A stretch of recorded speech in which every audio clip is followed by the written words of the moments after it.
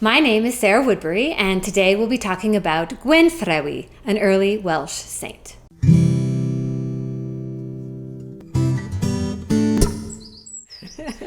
So apparently I'm supposed to ask a sexist question now about how a woman could be a saint. Is that what you've written for me? No. That's what you've done? No. Yes. But it is the only woman saint, actually, and that's a really interesting thing, and I find that disturbing.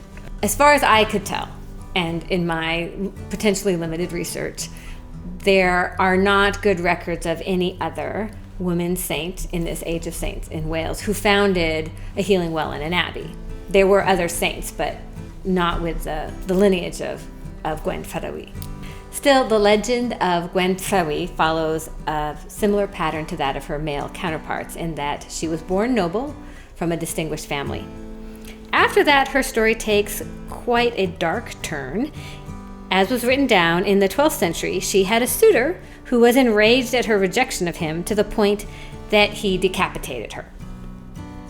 A healing spring flowed from the spot upon which her head fell, and then Saint Beno, her uncle, restored her head to her body.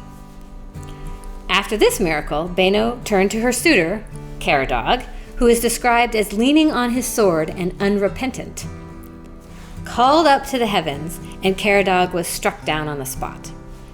According to the story, Beno then seated himself upon a stone, which now stands in the outer well pool at Gwenffrewi's well, and there promised, in the name of God, that whosoever on that spot should thrice ask for a benefit from God in the name of Saint Winifred would obtain the grace he asked if it was for the good of his soul. So as a woman myself, it is a little disheartening that the saint aspect of this story is not of Gwenffrewi so much as her uncle Beno. He, however, was known for raising people from the dead, 7 all told, and the establishment of 11 churches that are known to this day. Gwenffrewi herself did, however, go on to have an auspicious career in the church. She lived at the Holy Well for a time before becoming abbess of the convent of Gwenffrewi, a position her aunt had filled. Like the monasteries we talked about last week, the position was likely hereditary and would have been filled by a family member regardless. But she was especially qualified based on having her head cut off. Clearly that helped.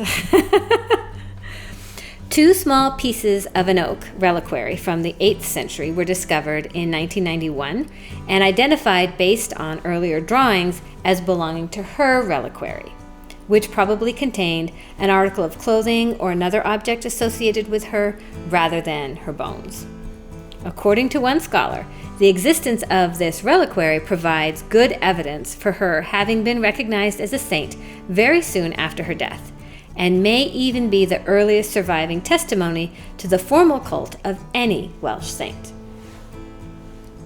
It is after her death that Gwenffrewi becomes Winifred and enters the records as an English saint when her bones were transferred from Gwenffrewi to Shrewsbury at the behest of the monks at the Abbey of St. Peter and St. Paul.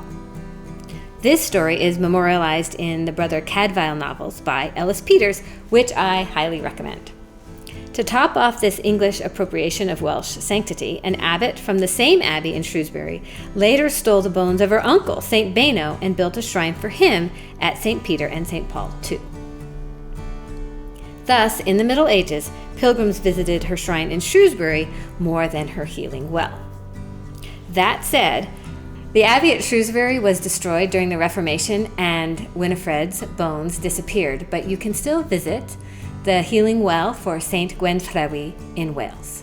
Next week, we'll be talking about the Abbey of St. Kentigern in St. Asaph. Thanks for watching my video. You can click on the playlist or subscribe to my channel to see more. There'll be a new video next week. If you want to check out my books, click on the link to my webpage.